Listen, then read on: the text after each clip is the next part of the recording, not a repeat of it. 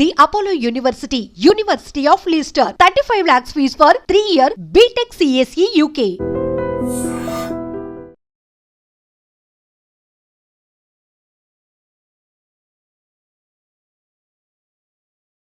జీడిమెట్లలో అంజలి murder జరిగిన తీరు ఇప్పుడు అందరినీ కూడా కలిచివేస్తోంది. ఒక రకంగా వాళ్ళ చిన్న పాప ఏడుస్తున్నటువంటి తీరును చూసిన తర్వాత నిజంగా ఇంత దారుణంగా మనుషులు ఎట్లా తయారవుతున్నారు, కన్న తల్లుల్నే కూతుర్లు ఎట్లా చంపగలుగుతున్నారు, ఈ సంఘటనలో అసలు ఏం జరుగుంటుంది, ఇంత కసి పెంచుకోవడానికి రీజన్ ఏంది, పెద్ద కూతురు ఎందుకు ఇట్లా తల్లినే చంపేసింది అని అంటే ఒకటి ప్రేమ వ్యవహారం ఒకటి అన్నటువంటి మాట చెప్తున్నారు. ఇంకోటి ఏంటంటే ఇప్పుడు అంజలి ఎవరైతే ఉన్నారో, అంజలి ఎవరైతే చనిపోయారో ఆమెకి ఇప్పుడు 2 పెళ్ళిళ్ళు అనమాట. ఫస్ట్ మ్యారేజ్ జరిగినప్పుడు ఆమెకు మొదటి సంతానం ఎవరు అనంటే ఇప్పుడు ఈ పెద్ద కూతురు చంపినటువంటి పెద్ద కూతురు. తర్వాత నెక్స్ట్ మ్యారేజ్ అయిన తర్వాత ఇప్పుడు చిన్న కూతురు ఎవరైతే రోధిస్తుందో వాళ్ళ అమ్మ మృతదేహం దగ్గర ఆమె సెకండ్ భర్తకు కలిగినటువంటి కూతురు అనమాట.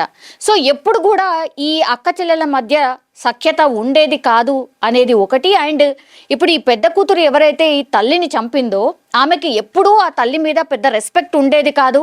అట్లాగే ఆమె మీద చాలా కోపంగా ఉండేది. ఎందుకంటే ఆమె ఎక్కడో మనసులో పెట్టేసుకుందట, చాలా టైమ్స్ అనేదంట, ఆ చెల్లితోనే చెప్పేదంట, అమ్మ అంతు చూస్తాను నేను, ఎందుకంటే నా తండ్రిని పొట్టన పెట్టుకుంది కాబట్టి ఆమె తల్లే కాదు, ఆమె అసలు నన్ను ఎవరు అడగడానికి, నేనేం చేస్తే అసలు ఆమెకెందు అనే ధోరణిలో మాట్లాడేదట. అంటే చిన్న పాప చాలా విషయాలు ఆమె మాట్లాడుతుంది.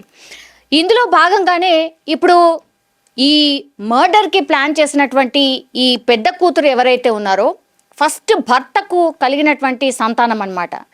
మరి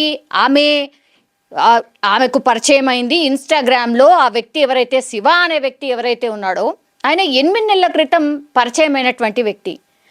దాని తర్వాత ఈమె పెద్ద కూతురు మొన్న 19వ తారీఖున 3-4 రోజుల పాటు ఈ శివతో పాటు వెళ్ళిపోయింది అనే మాట చెప్తున్నారు. పోలీసులు కూడా నిర్ధారించారు. ఎందుకంటే ఎప్పుడైతే ఈ శివతోని ప్రేమ అంటూ ఈమె మాట్లాడడం స్టార్ట్ చేసిందో తల్లికి కూడా ఈ విషయం తెలుసు, మందలించడంతో అది నచ్చకనే శివతో పాటు మొన్న 19వ తారీఖున ఆమె వెళ్ళిపోయింది ఆ పిల్ల.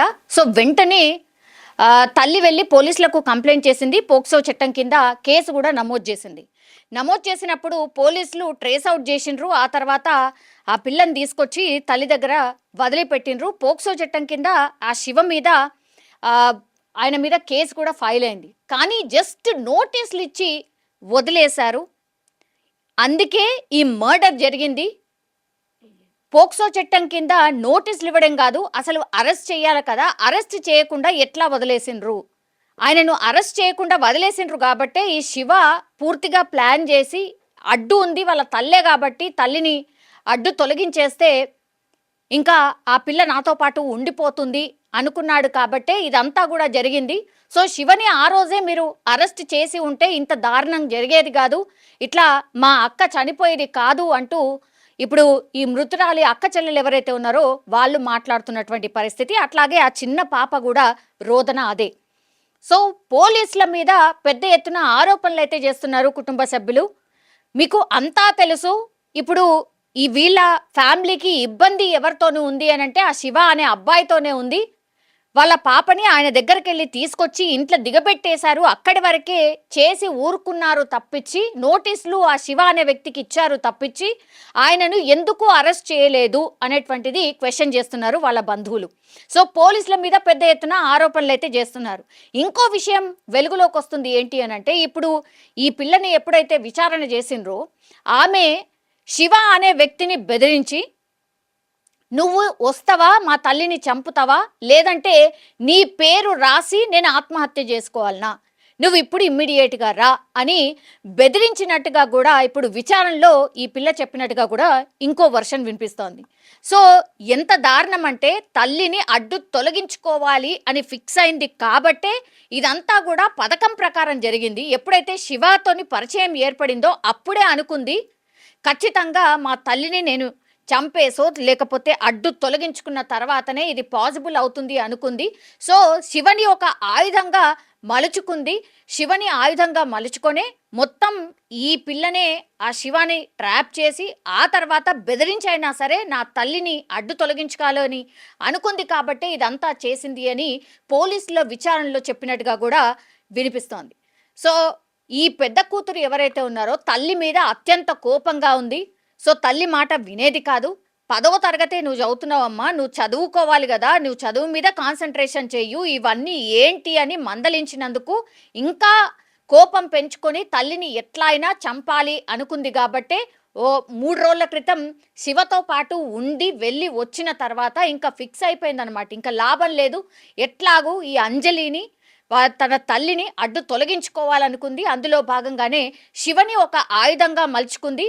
అండ్ ఈ టీనేజర్స్ కూడా అత్యంత ఆవేశపరులే కాదు, మొన్న ఇప్పుడు ఆయన దగ్గర నుంచి ఈ పిల్లని తీసుకొచ్చిన తర్వాత వాళ్ళ అమ్మకు అప్పగించారు. కాబట్టి ఆ కోపంలో వీళ్ళందరూ కూడా ఉన్నట్టుగా పోలీసుల విచారణలో తేలినటువంటి పరిస్థితి. ఇప్పుడు శివ తల్లి కూడా పూర్తిగా ఈమె ఎవరైతే ఈ పెద్ద పాప ఉందో ఆర్ మర్డర్ జరిగినటువంటి తీరుని వెనకేసుకొస్తుంది. అసలు ట్విస్ట్ల మీద ట్విస్ట్లు అనమాట. అసలు శివ తల్లి నువ్వు అట్లెట్లా ఆ అమ్మాయిని ప్రేమిస్తావు, అసలు నీ ఏజ్ అయినా కాదా అని ఎవరైనా ఏ తల్లైనా మందలిస్తుంది.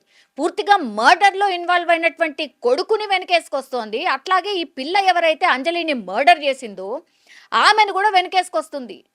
ఆమె ఒకటే చెప్తుంది, వీళ్ళు చేసింది కరెక్టే, అంజలిని చంపడం కరెక్టే, ఈ విషయాలన్నీ కూడా లోతుగా మీరు విచారణ చేస్తే ఈ పిల్లనే మీకు చెప్తుంది అన్నటువంటి మాట చెప్తోంది.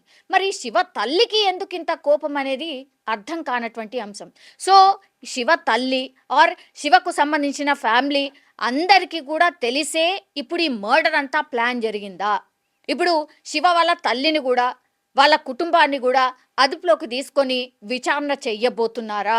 ఎందుకంటే ఒక మర్డర్ ఇంత దారుణంగా కన్న తల్లిని మర్డర్ చేయడానికి ఒక వ్యక్తిని ఎవరినైతే ప్రేమించానని చెప్తోందో అతన్ని పిలిపించి, అతనే కాదు వాళ్ళ తమ్ముడు పోయిండు స్పాట్కి, ఆ తర్వాత వాళ్ళ స్నేహితుడు కూడా స్పాట్కి వెళ్ళిండు.